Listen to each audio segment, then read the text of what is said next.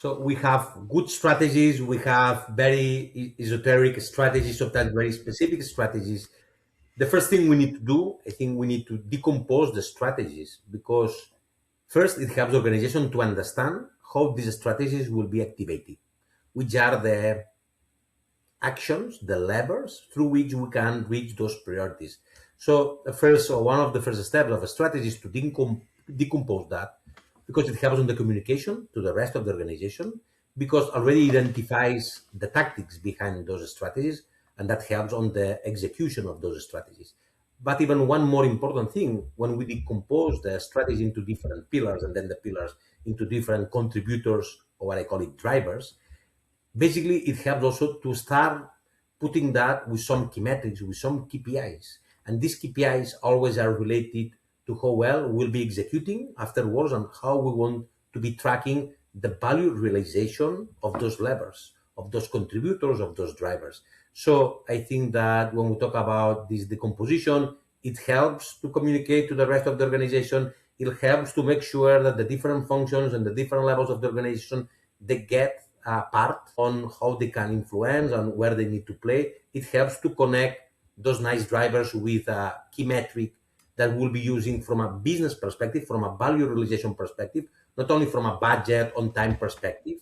And then it helps also on making trade-offs and choices, because when at the end we start the race, and as I was referring to the beginning of the year, and then we start working together in a coordinated way, sometimes basically this is about having a truly impact on the business. So if there is a very good year, sometimes, in terms of like, I don't know, sales, business performance, we get extra budget, we get some margins. I think to have all those metrics and measures and interconnections, it helps a lot also to make a prioritization. And well, guys, maybe this year is our year, to something that we had postponed, or something that we just make an investment, have 50% this year and the other for the next of the year. What about if now we invested everything this year and we just make a difference this year? So decomposing that, it helps you. Also, another important aspect for me is to establish a causal effect, cause effect. Because at the end, this is about having some hypotheses. When we have a strategy and we decompose into a roadmap in different pillars, there is a big assumptions here. And the big assumption is that by executing those initiatives, I will turn green my indicators, my KPIs, and I will achieve my goals and my priorities. And that's something that these hypotheses, the better that we can decompose them, the better that we become more granular to establish these relationships of cause and effect, the better we can execute and have more chances to really make an impact there.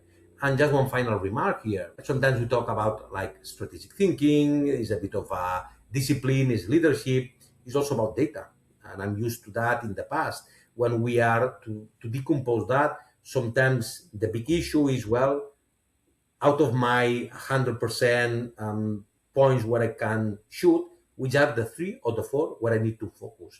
And that's really have a strategic thinking. This is about the trade-off. So when we are decomposing, it's not about only my gut feeling, but it's also about using data to make sure that the problems that I'm fixing, that I want to execute through those different initiatives, are really the ones that will have the major impact on achieving my goals. So in a nutshell, I think that this decomposing, association with metrics, interdependencies, capabilities associated with each one of the different initiatives, traffic light color to track progress, and more importantly, not only in the execution of the initiative, but having a continuum of monitoring of the different KPIs and metrics. And later on, we can talk about how these different metrics, we talk about KPIs, but then cascading down the KPIs to the leading indicators, to the different parts of the organization.